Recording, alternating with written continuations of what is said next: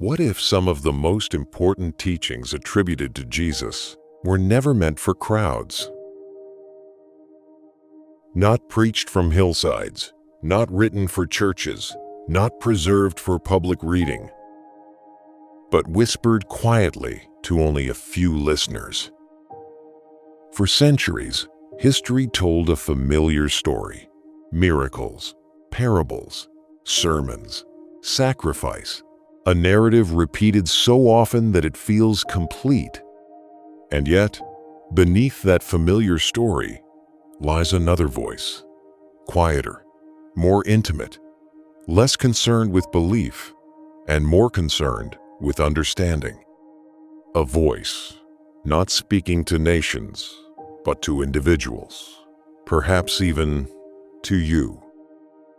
Because long before modern anxiety had a name, before distraction became constant, before the world learned how to occupy every moment of attention, there was a teaching about exhaustion, not physical exhaustion.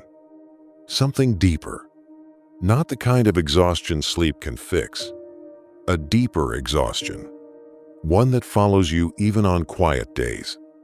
You wake up, and before the world even speaks, your mind is already moving, thinking, planning, worrying, comparing, searching for something you cannot fully name.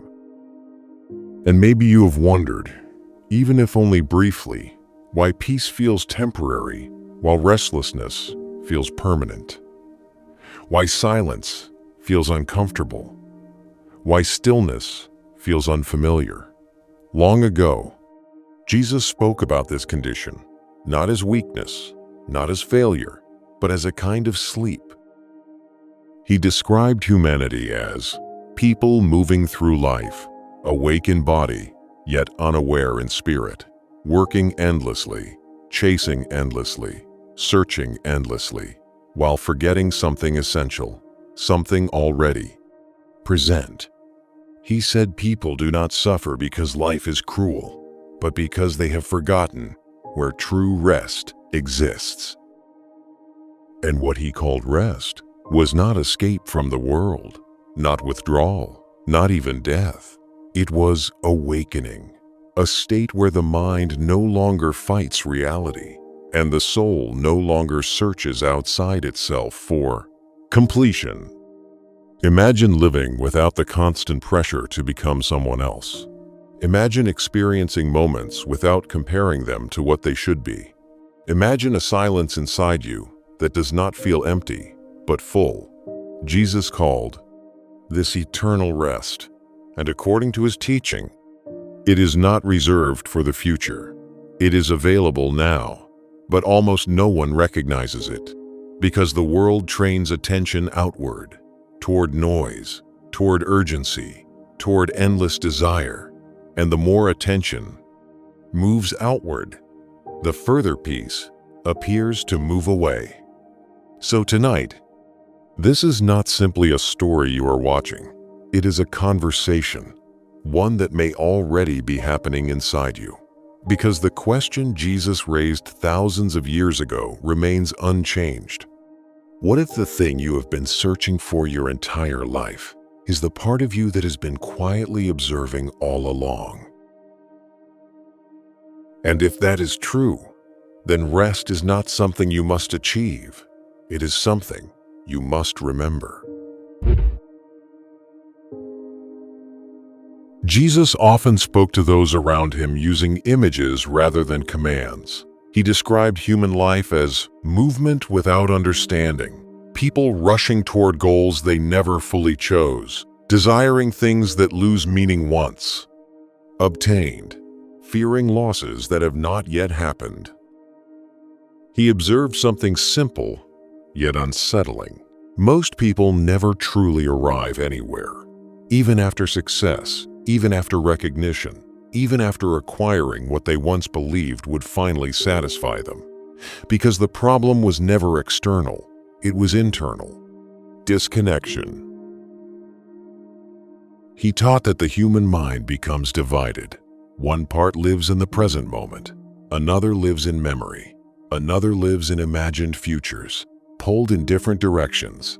Awareness fragments, and fragmentation creates exhaustion. You feel it today, scrolling without intention, thinking without rest, reacting before understanding. The body sits still, but the mind runs endlessly. Jesus described this as wandering, not physical wandering, but inward displacement. A person can live their entire life without ever truly being present within themselves. And when awareness is absent, life begins to feel mechanical, automatic. Days blur together, moments pass unnoticed. Meaning becomes something postponed for later, but later never arrives. According to the teaching, restlessness is not caused by the world. It is caused by identification with everything except the observing self. People mistake thoughts for identity, emotions for truth, fear for reality, and so they remain in motion, internally, even when nothing threatens them.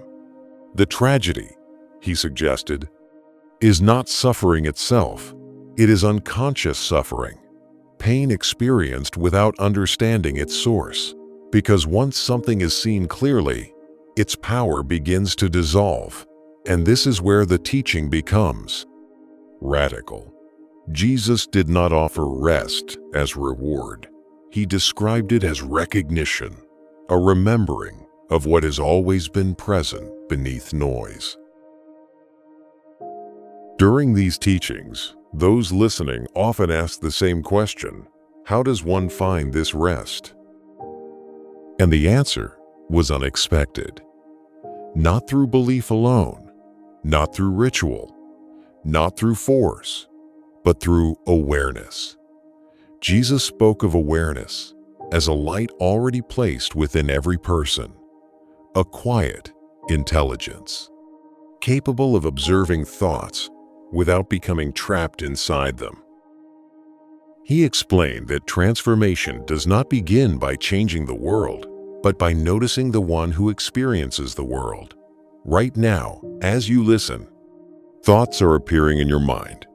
Some agree, some doubt, some drift elsewhere.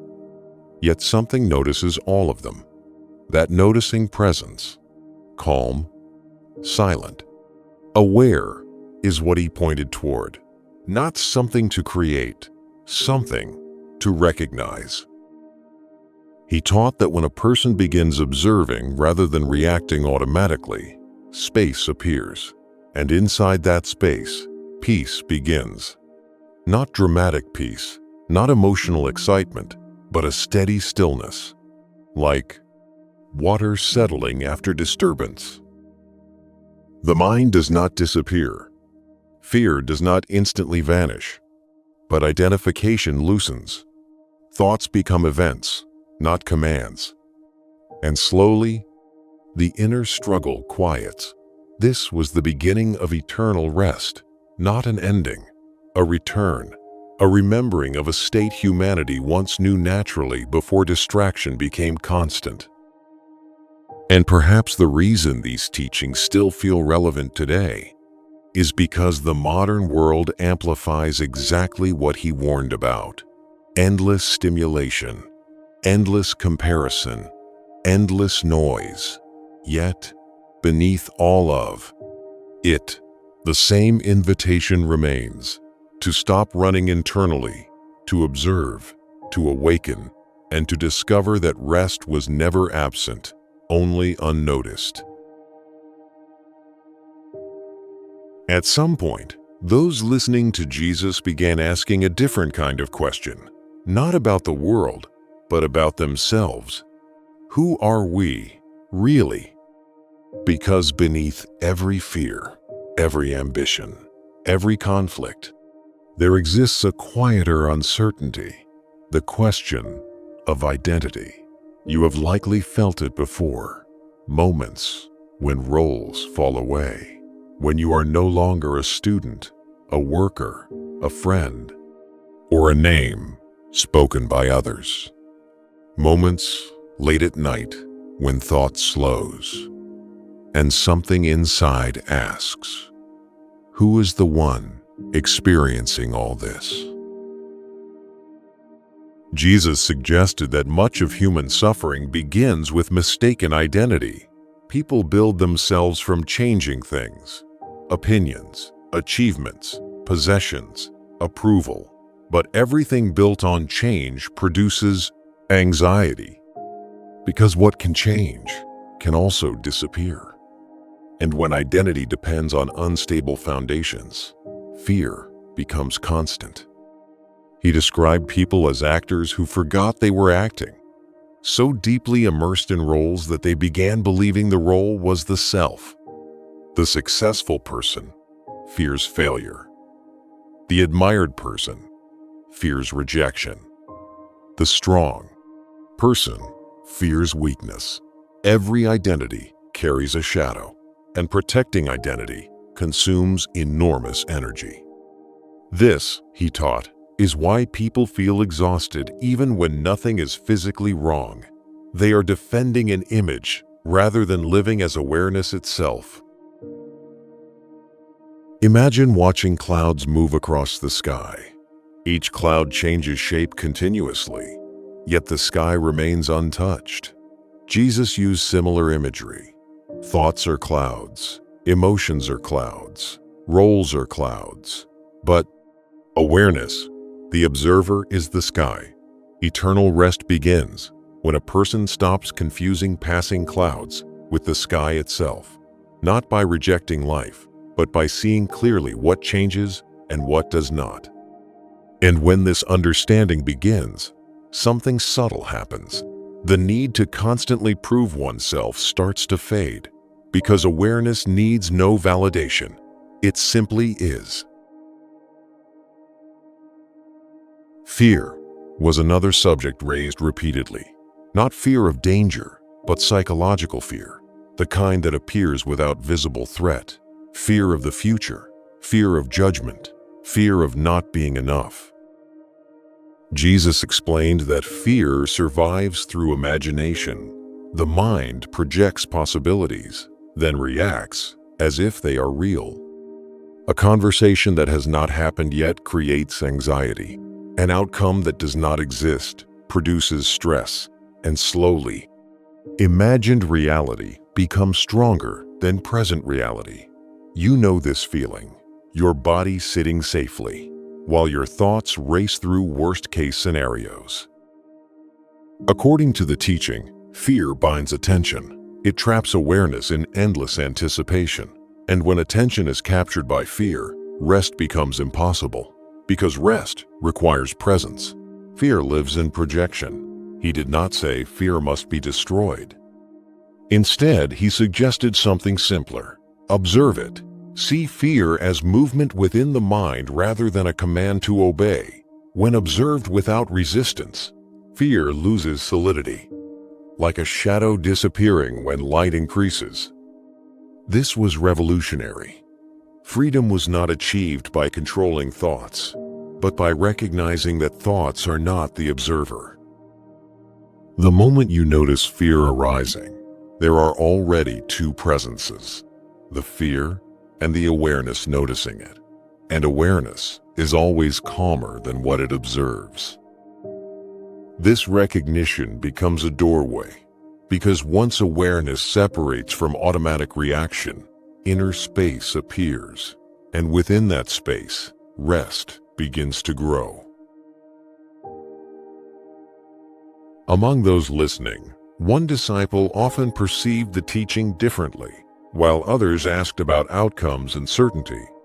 She asked about understanding. Mary listened quietly, not searching for authority, not competing for answers, but absorbing meaning beneath words. Jesus emphasized that insight does not belong to hierarchy, it belongs to perception. Wisdom, he suggested, is not granted from outside. It awakens from within when attention becomes clear. Mary's questions reflected this clarity. She asked not how to escape the world, but how to live within it without losing awareness. And this distinction mattered because eternal rest was never described as withdrawal from life.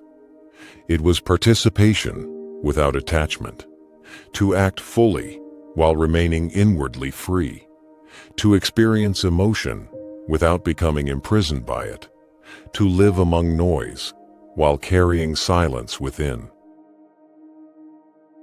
Mary understood that awakening was not dramatic, not sudden enlightenment, but gradual recognition, like remembering a forgotten melody, familiar the moment it returns.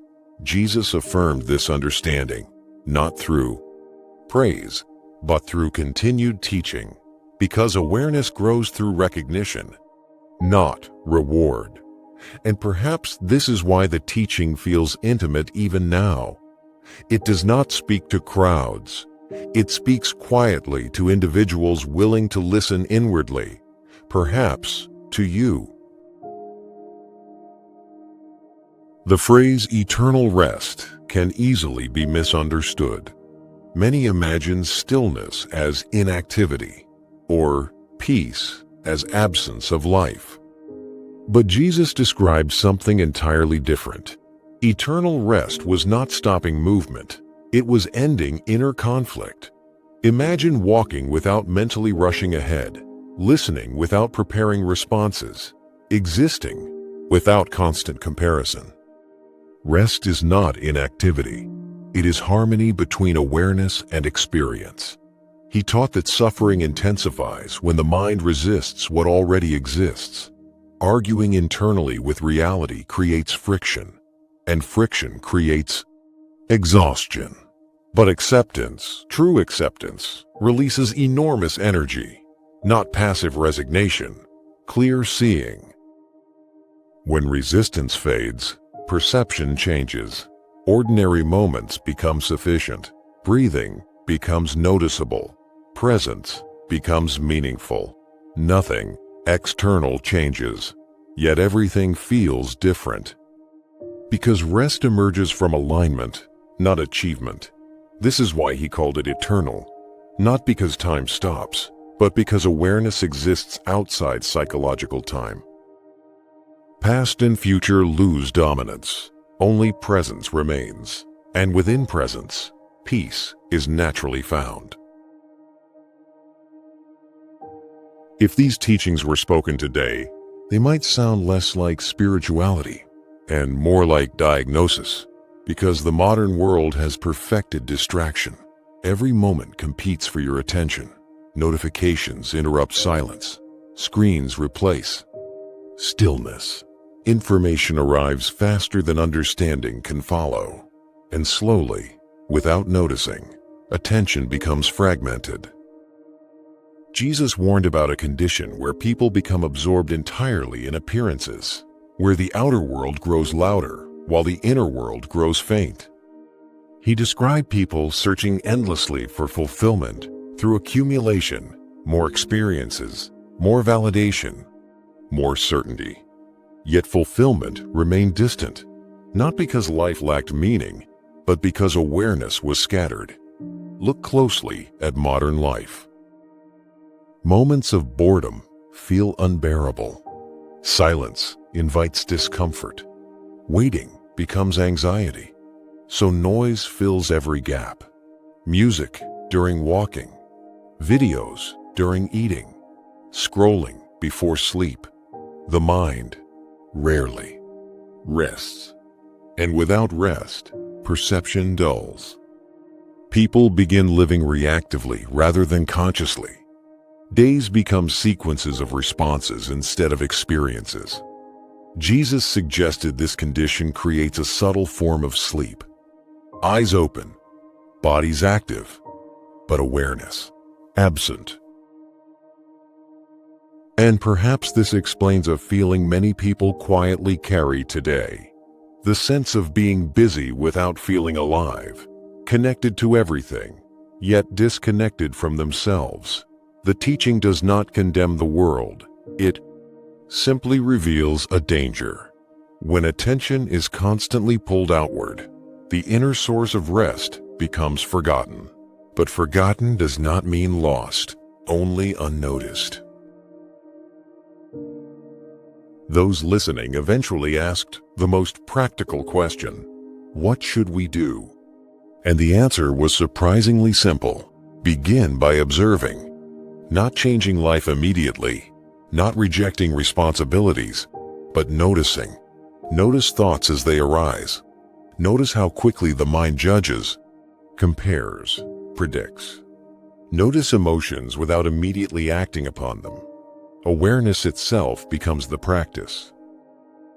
Jesus described awakening as gradual remembering, not a sudden transformation, more like waking slowly at dawn. At first, shapes appear unclear. Then, outlines sharpen. Then, light fills the room. In the same way, awareness grows quietly. Moments of presence expand. Reactions slow. Choices become conscious rather than automatic. You begin to see patterns once invisible.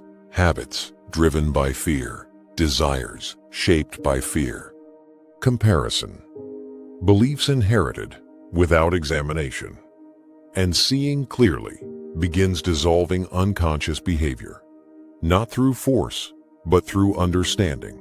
He emphasized small moments, a breath taken consciously, a pause before speaking, listening fully instead of preparing responses. These seem insignificant, yet they reconnect awareness with experience. And each moment of awareness weakens inner conflict. Gradually, life feels less rushed, less heavy, not because circumstances change, but because identification loosens. You are no longer dragged by every thought. You begin to witness them, and witnessing creates freedom. Transformation, according to the teaching, is rarely dramatic.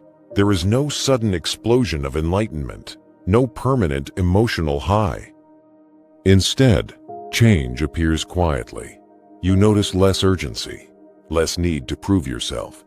Situations that once triggered anger now pass more gently. Moments of stillness feel natural rather than uncomfortable. The world remains the free, same, but perception softens. Jesus described this as returning to one's origin, not physically leaving life, but rediscovering awareness beneath mental noise. And with this recognition comes compassion. Because when you observe your own mind clearly, you begin understanding others differently. You see their fears, their conditioning, their unconscious reactions. Judgment weakens. Understanding grows. Conflict loses intensity. This is why eternal rest is not isolation. It deepens connection, because awareness recognizes itself in others, and slowly, life becomes participation rather than struggle. You still act, still work, still experience joy and sadness, but beneath movement lies stillness, a silent foundation untouched by circumstance, and this stillness becomes home. Perhaps the most mysterious part of the teaching is how it ends, not with commands, not with certainty, but with invitation. Jesus never forced belief. He pointed, he suggested, he invited listeners to verify truth through direct experience, because understanding borrowed from others never becomes rest. Only understanding discovered inwardly transforms perception. And now, as you listen to these words, the same invitation exists. Notice your breathing. Notice the space between thoughts. Notice the awareness that has been present throughout this entire journey. It has not changed since the beginning. It's simply observed. That observing presence may be closer to who you are than any role or story. What if eternal rest is not somewhere you go, but something you recognize?